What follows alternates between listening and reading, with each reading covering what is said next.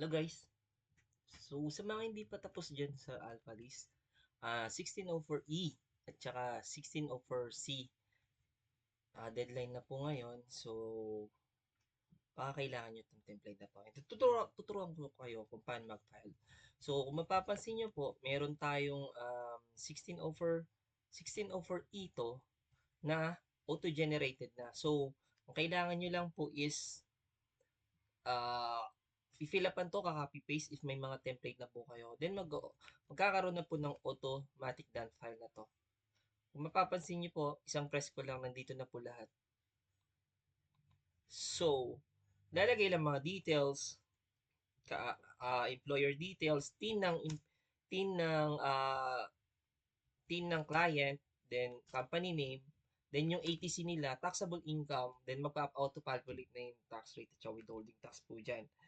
Then, after that, pwede kayong mag-validate dito sa that file. So, ito po. So, dito sa data validation, no, paano mag-file? Paano po kayo mag-file ng 1604C?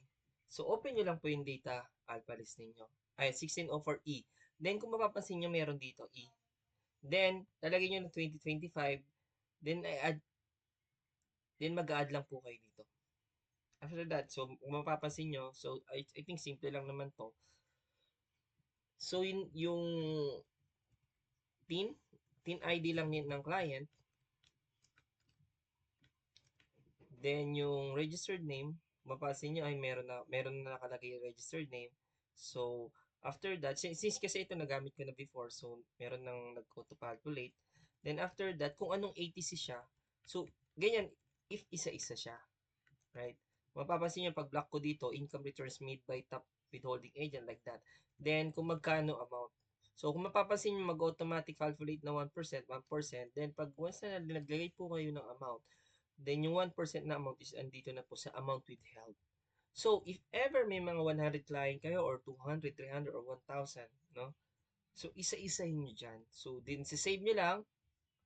After save, then, magano na naman kayo. Mag another add na naman kayo like that. So, once na meron na po kayong data, pwede na kayong mag-generate ng data from this BI app. Okay? So, kung nahihirapan kayo or madami kayong client, pwede kayong mag-avail dito. So, ito one click lang yan. After yan, one click lang din yan, tapos makikita nyo na yung dot file, then you can validate na po sa mismong BIR validations. Okay? Then, I have naman dito, meron naman ako ditong alpha list. So kung alpha list 1604C naman to. So if ever sobrang dami ng mga employee nyo, umaabot kayo ng 100, 200, or 1,000, 2,000, so you need this po. So if ever kasi na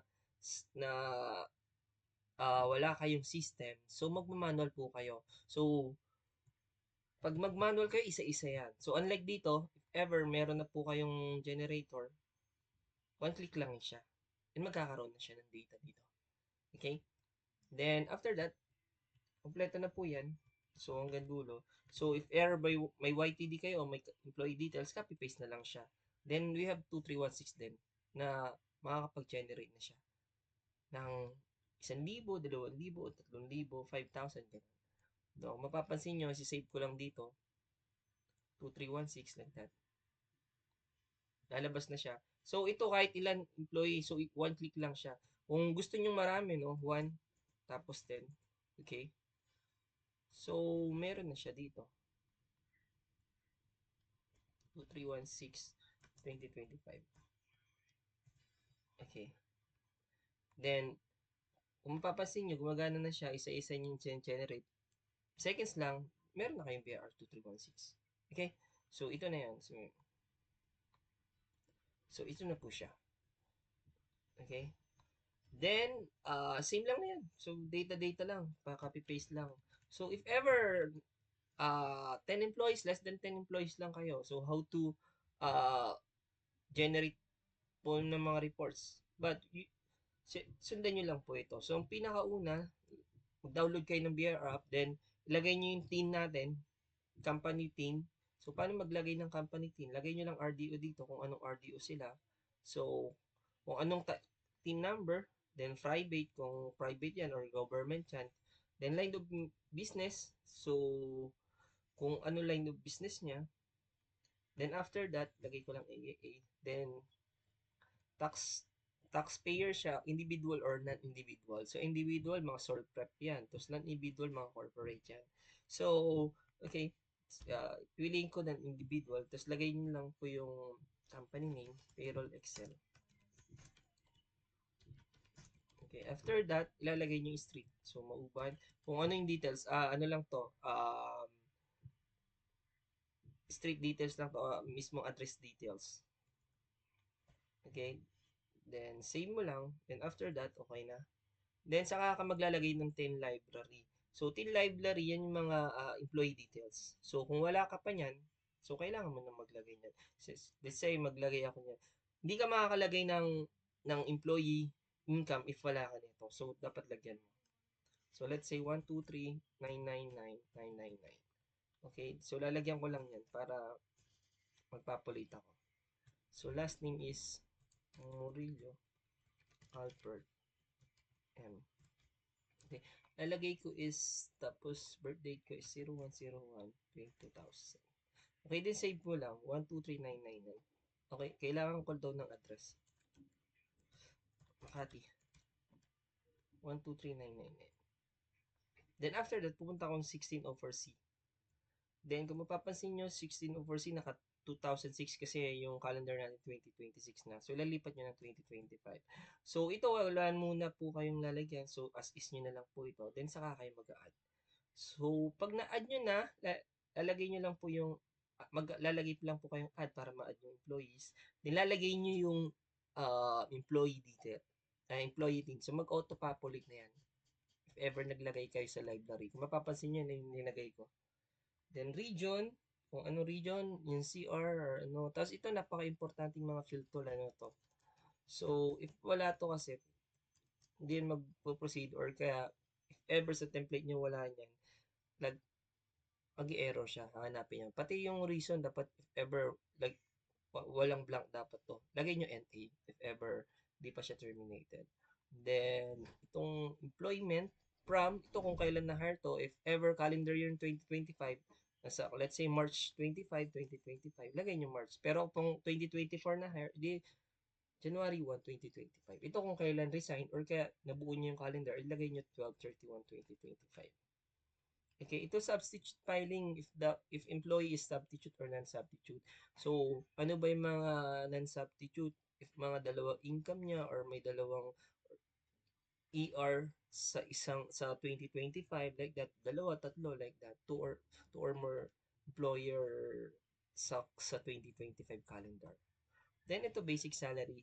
So non-tax. So yung basic salary diyan, ito yung may tatlong tab tayo, non-tax, then kasama na yung previous to present, then may taxable din tayo, previous to present. Ito na yung other items. Ito na yung mga net taxable income, tax due, then kung magkano na held nyo ng January to November, then after that, magko-auto-populate na yan. So, let's say, lagyan ko lang, no? Namili ako dito sa isang employee. So, number 9. So, di pala yan. So, ito compensation. Dito sa compensation, no? So, ngayon, lalagay ko is present employer. So, 13 month ko. Paano ko siya pipilapan? Dito, 13 month. Then, de minimis. Kung may template kayo, kung mapapansin nyo, copy-paste lang ako, tapos nagpapapalit lang ako. Para madali, gawin nyo to. If ever gusto nyo mag-manual. So, yes yun lang, tab lang, then mapupunta kayo sa taxable. Then yung basic salary, paano nyo ba kukunin yung basic salary? Yung basic salary na ito, let's say 800,000 yung basic salary nyo, ima-minus nyo yung government statutory nyo. Ito naka-minus na, kaya okay na. So, na-minus ko na yan. Tapos 13 month, ito yung mga 13 month na nag-exist sa 90K bonus nyo. Okay, let's say may meron kong 150,000 na bonus. So, yung 90K ilalas nyo, yun na yung pupunta sa 13 month. Ito naman yung other income. So, mga OTs, communication, transportation, lahat ng taxable income. So, na hindi basic at hindi 13 month. Okay, then ito na yun. And after that, kung may previous employer kayo, ilagay nyo din. Then, pupunta na kayo sa other items. So, kung mapapansin nyo, nag-auto-calculate na yung net taxable income. And then, yung tax due nyo, yan na yan. Let's say, kung magkano lalagay nyo dito, mag-auto-calculate yan. Kung mas malaki yung tax due nyo sa na-withheld sa inyo, may payables kayo. Pero pag mas mataas, mas mababa yung tax due nyo, tapos malaki yung na-withheld sa inyo, may refund ka. Let's say sabihin mo meron kang 200,000.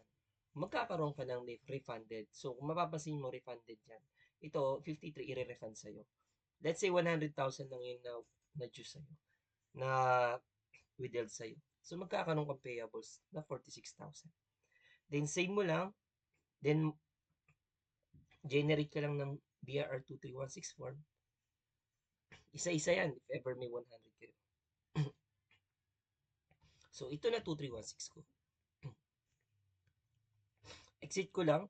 Then, mapapansin nyo, meron akong ito naman kung paano kayo mag-generate ng dot file. So, lagi nyo papalitan yung 2025 kasi nga ano yan, nag-auto-populate ng 2026. Naka-default siya since 2026 calendar na. Tapos, ito naman yung dot file natin.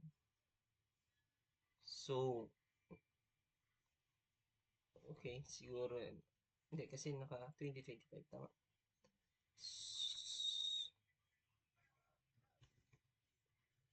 Okay. Ayaw. So, cancel ko na lang. Okay, basta dito naka yung calendar. So, minsan kasi nagbabag yan.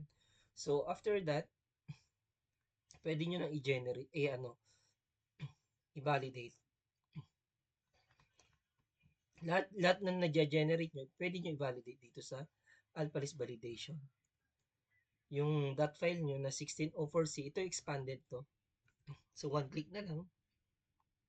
Okay. Ito, uh, compensation. Then ito, expanded. So, kung gusto nyo pong i-avail, habol po kayo sa Alpalis deadline po ngayon. So, let me know. So, I think yun lang po. Thank you.